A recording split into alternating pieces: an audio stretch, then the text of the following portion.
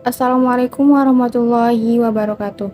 Kami dari kelompok 7, Prodi S1 Kebidanan dari Universitas Komarul Huda Badarudin Bagus.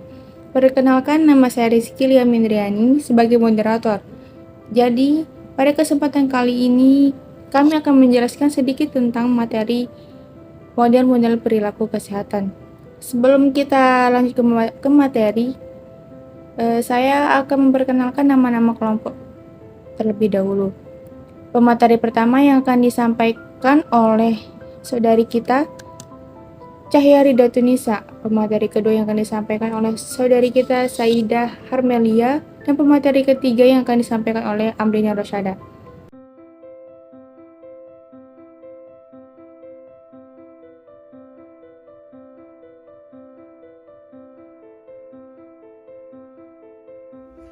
Assalamualaikum warahmatullahi wabarakatuh.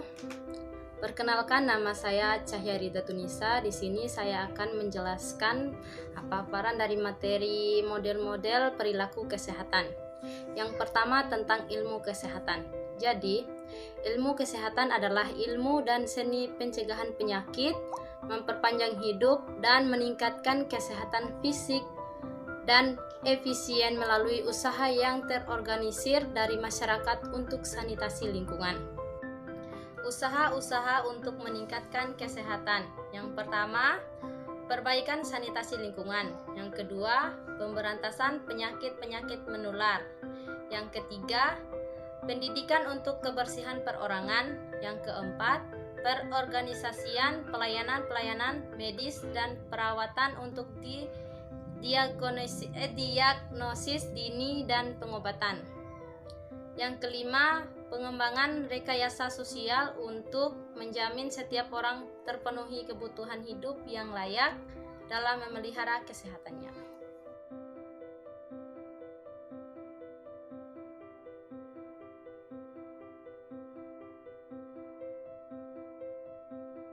Perkenalkan, nama saya Saidah Karmelia. Di sini saya akan melanjutkan materi tentang model-model perubahan perilaku.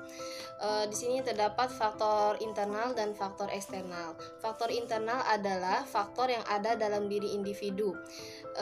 Di sini terdapat faktor internal yang dimaksud antara lain jenis ras atau keturunan, jenis kelamin, teman. 4. Kepribadian. Kepribadian adalah segala corak kebiasaan manusia yang terhimpun dalam dirinya. Di sini saya akan menjelaskan tentang jenis ras atau keturunan. Setiap ras yang ada di dunia memperlihatkan tingkah laku yang khas. Tingkah laku khas ini berbeda pada setiap ras karena memiliki ciri-ciri tersendiri. 2. Jenis kelamin. Perbedaan perilaku berdasarkan jenis kelamin antara lain cara berpakaian, melakukan pekerjaan sehari-hari, dan pembagian tugas pekerjaan. 3. Sifat fisik. Misalnya orang yang pendek, bulat, gendut, wajah berlemak adalah tipe pignis.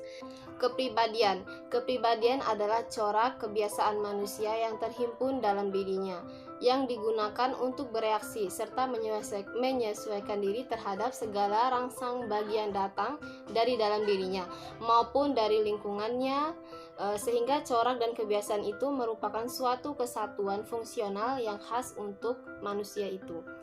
5. Inteligensi. Inteligensi adalah keseluruhan kemampuan individu untuk berpikir dan bertindak secara terarah dan efektif. Faktor-faktor eksternal antara lain pendidikan, agama, kebudayaan, lingkungan, dan sosial ekonomi. Di sini saya akan menjelaskan tentang pendidikan. Inti dari kegiatan pendidikan adalah proses belajar mengajar. Hasil dari proses belajar mengajar adalah seperangkat perubahan perilaku. Dengan demikian, pendidikan sangat besar pengaruhnya terhadap perilaku seseorang. 2. Agama. Agama akan menjadikan individu bertingkah laku sesuai dengan norma dan nilai yang diajarkan oleh agama yang diyakininya. 3. Kebudayaan. Kebudayaan diartikan sebagai kesenian, adat istiadat, atau peradaban manusia. Tingkah laku seseorang dalam kebudayaan tertentu akan berbeda dengan orang yang hidup pada kebudayaan lainnya. 4. Lingkungan. Lingkungan adalah segala sesuatu yang ada di sekitar individu, baik lingkungan fisik, biologis maupun sosial. 5. Sosial ekonomi. Status sosial ekonomi seseorang akan menentukan tersedianya suatu fasilitas yang diperlukan untuk kegiatan tertentu, sehingga status sosial ekonomi ini akan mempengaruhi perilaku seseorang.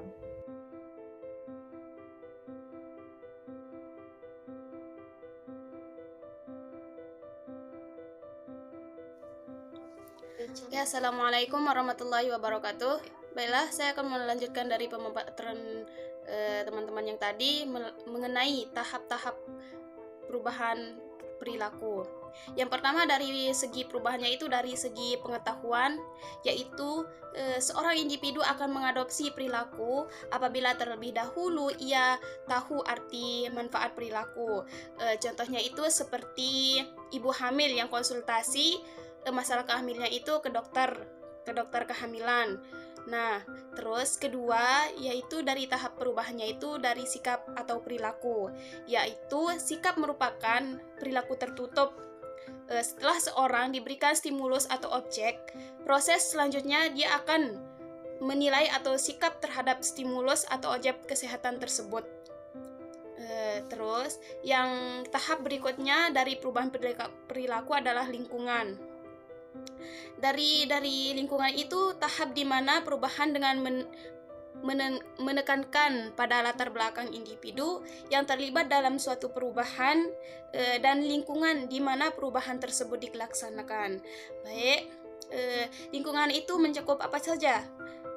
Lingkungan itu mencakup diri kita, orang lain, sahabat atau teman, bahkan masyarakat.